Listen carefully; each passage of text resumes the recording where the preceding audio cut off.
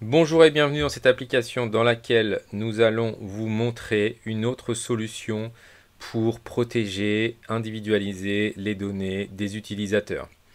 Alors, c'est pas une solution magique, mais ça fonctionne plutôt bien. Donc, voilà ce qu'on va faire, c'est que par exemple, on est parti sur l'idée du gagne étoile, hein. Donc le principe c'est que, alors on n'a mis qu'une compétence, mais le principe c'est que l'élève va avoir un code. Par exemple ici, Colt c'est 1, 2, 3, 4. Voilà. Et donc quand il a saisi son code, il va y avoir ces données qui vont apparaître dessous. D'accord. Si je saisis mon code ici, d'accord, et que je reviens ici sur Shelly, eh bien je n'ai pas les données de Shelly. Il va falloir que Shelly, elle, saisisse son code, qui est 1, 2, 3, 5, pour qu'elle puisse avoir ces données. Il faudra juste dire à l'utilisateur qu'il retire son code pour que les autres utilisateurs ne puissent pas voir quel est son code et voir du coup ses données confidentielles. Voilà la petite astuce. Alors ce n'est pas non plus infaillible, hein, mais ça nous permet d'avoir une autre solution et qui nous évite d'avoir des adresses mail pour tous les utilisateurs, ce qui est parfois compliqué avec des élèves notamment. Cette idée n'est pas de moi, hein, mais je n'arrive pas à retrouver qui est l'auteur de cette idée. C'est un de nos followers qui nous a proposé cette idée qui est juste géniale, mais je n'arrive pas à le retrouver. Donc s'il veut bien mettre en commentaire que c'est lui l'auteur, ça me permettrait de le reciter au moins dans la description de la vidéo. Voilà, allez, c'est parti et on y va.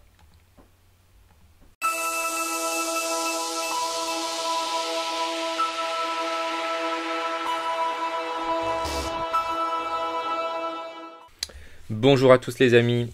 Alors nous allons vous présenter cette solution, alors qui n'est pas de moi, mais je n'arrive pas à retrouver qui est l'auteur de cette solution. Je suis vraiment désolé, j'ai fait des recherches, mais impossible de trouver si c'était sur la page Facebook, si c'était sur les commentaires. J'ai cherché partout, j'ai pas trouvé. Donc je suis désolé si la personne se reconnaît, qu'elle se cite dans les commentaires, parce que c'est pas mon habitude de ne pas citer les gens, mais là j'avoue que impossible de retrouver. Donc là, l'idée aujourd'hui de notre application, hein, c'était que quand on était passé pour le gagne étoile, donc on va repartir du gagne étoile, le principe c'est on évalue l'élève avec le gagne étoile et au fur et à mesure il voit ses résultats. Et ce que nous avions fait, c'est que nous avions fait dans Setting, ici, nous avons mis Public with Email, ça veut dire que la personne doit se connecter et une fois qu'elle est connectée, du coup, on a la possibilité d'avoir sa fiche à elle et pas la fiche des autres. D'accord? Ah, donc le collègue a trouvé une autre possibilité. Et dans ce cas-là, on va dupliquer notre application pour essayer de la mettre en place et de l'expliquer en même temps. Donc je repars d'ici et je fais dupliquer. Donc on va copier le sheet. Voilà. Donc l'idée, c'est que l'élève saisisse un code et c'est ce code qui va lui donner accès à ses données. Voilà, alors c'est pas la meilleure solution du monde, il y a aussi des défauts, hein, comme dans l'autre, mais donc c'est plutôt pas mal, bien pensé. Donc accès individuel par code, on va l'appeler, accès individuel par code. Donc hop, on va le partager tout de suite, comme ça vous pourrez le retrouver. Accès individuel par code AIPC, voilà, c'est bien ça.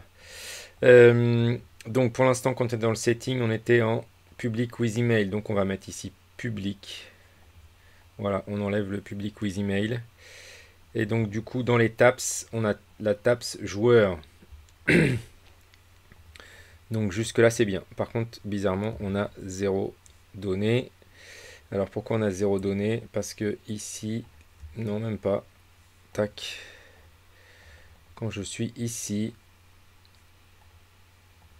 je dois avoir, voilà, email. Il faut que l'email soit égal au user pour que ça marche, d'accord? Mais comme là, ça n'existe pas, et bien du coup, hop, on va supprimer ça pour que les choses réapparaissent. Voilà. Ici dans Layout, du coup, on s'était mis en vue détail, hein, et là, on va se remettre en mode liste. Voilà. De manière à ce que l'utilisateur puisse voir tous les utilisateurs. Et donc là, l'idée, c'est que quand moi je suis Colt par exemple, si je suis Shelly, voilà, si je suis Brock, ben en fait je peux être tout le monde en fait, hein. Du coup il n'y a pas de, comment dirais-je, de sélection de qui je suis.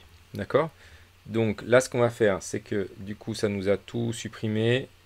Donc là, je vais devoir refaire une vue liste. Hop.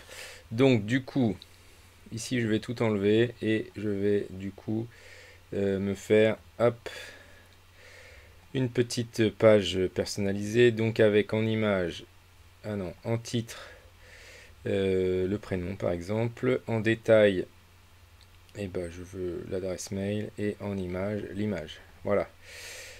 Ensuite, dessous, ce qu'on faisait jusqu'alors, c'est que du coup, on mettait par exemple un rich text avec, hop, la compétence.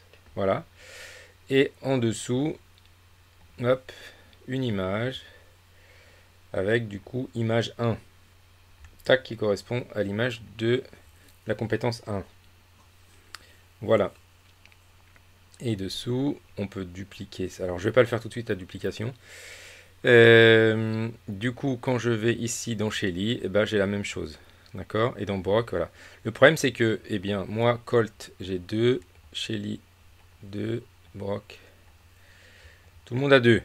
Ah, voilà. Et Dynamite n'est pas évalué. D'accord? On va quand même rajouter un rich text avec le nom de la compétence. Alors, le nom de la compétence, il est un petit peu plus bas. Voilà, titre 1. Ok, de manière à ce que ce soit un peu plus propre. Donc ça, c'est exactement le tutoriel qu'on avait fait. Hop, et là, je vais mettre un petit séparateur. Donc sur gérer son effort, faire des choix, voilà où j'en suis. Je suis là, moi, je suis concentré, mais j'ai du mal à m'élancer, etc. Et ça correspond à 2 étoiles. D'accord? Donc on va juste inverser les deux, comme ça. Voilà. Le problème, c'est que, effectivement, voilà, si je suis Colt ou si je suis Dynamite, je vois les résultats de tout le monde. D'accord? Donc là, c'est un petit peu problématique. Donc l'idée du collègue, qui est une très bonne idée, c'est du coup d'ajouter un number picker. Hop. Donc d'ajouter ici un number picker. Tac. Alors, qui va correspondre à... Bah, pour l'instant, il n'y a rien. D'accord? Donc on va rajouter ici, tac, insérer, hop, à gauche, et on va mettre code. D'accord? On va rajouter une petite colonne code. Et donc mon number picker, il va correspondre à... Je dois actualiser. Il faut que je le fasse correspondre à code. Voilà.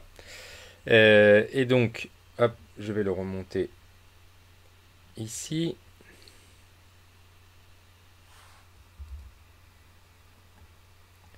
C'est mon number picker qui doit correspondre à code. Ça, c'est bon. Ok. Et je vais lui mettre ici saisir son code.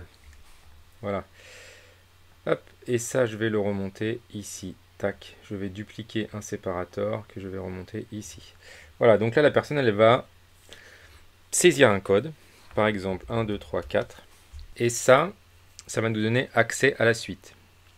Donc là, pour l'instant, que je saisisse un code ou pas, ça ne change rien. Mais du coup, ici, dans Rich Text, alors c'est plutôt ici, dans Niveau de maîtrise, dans Feature, je vais ajouter la visibilité. Et donc, je vais mettre si code est égal, donc on peut mettre plusieurs choses, hein, mais là, je veux que ce soit égal à 1, 2, 3, 4, et bien, ça apparaît. Sinon, eh bien, ça n'apparaît pas. Voilà, donc par exemple, la personne là, une fois qu'elle a fait ça, si je change et que je mets hop 1, 2 par exemple, eh bien le code n'apparaît pas. D'accord? Le problème, c'est que, alors on va faire la même chose pour le niveau de maîtrise ici, feature, comme ça vous allez revoir. Hop, donc ça c'était déjà fait, pardon, du coup c'est pour l'image, feature, add condition. Et donc si le code est égal à 1, 2, 3, 4, je le vois, sinon je ne le vois pas. Donc du coup l'élève, quand il va arriver, il va saisir 1, 2, 3, 4 sur sa fiche et voilà, il va avoir ses informations. Puis il va décocher et il va perdre ses informations. D'accord? Et quand je vais dans Shelly, le problème c'est que bah, va falloir que je fasse la même chose. D'accord? Donc du coup, pour que ça fonctionne, je vais devoir aller dans mon sheet et ajouter une colonne à gauche et faire code vérification. Voilà, et ici je vais mettre 1, 2, 3, 4 et A, B, C, D. Voilà. Et du coup, hop, quand je suis sur Colt, ici dans Images, hop, je vais changer Feature et la condition ce sera quand le code est égal à le code de vérification. Dans ce cas-là, on voit l'image, le texte, peu importe. D'accord? Donc là, regardez, si je mets ABCD, eh bien, hop, ça ne marche pas. Quand je vais ici sur Shelly, eh bien, Shelly, elle, c'est ABCD pour que ça fonctionne. Alors là, il faut pas que je mette ABCD, il faut que je mette 1, 2, 3, 5, par exemple. Voilà, pourquoi? Parce que c'est un nombre que j'ai mis. Ok? Donc là, en fait, il faut faire la même chose. Hein. Il faut mettre, c'est là où c'est un tout petit peu plus long, il faut mettre sur chaque feature, donc supprimer ça, et code est égal à code de vérification. Voilà. Alors ce qu'il faudra bien penser, hein, c'est que du coup, quand Colt a fini avec son code 1, 2, 3, 4, eh bien, il faut qu'il le retire. D'accord? Parce que s'il le laisse écrit, du coup, comme là, j'ai laissé Shelly 1, 2, 3, 5, eh bien, du coup, l'autre utilisateur qui arrive derrière voit le code de son camarade. Voilà. Donc, voilà un petit peu l'astuce. Hein. Ici, Brock, hop, on va mettre 0, 0, 0. Et ici, on va mettre 1, 1, 1, 1.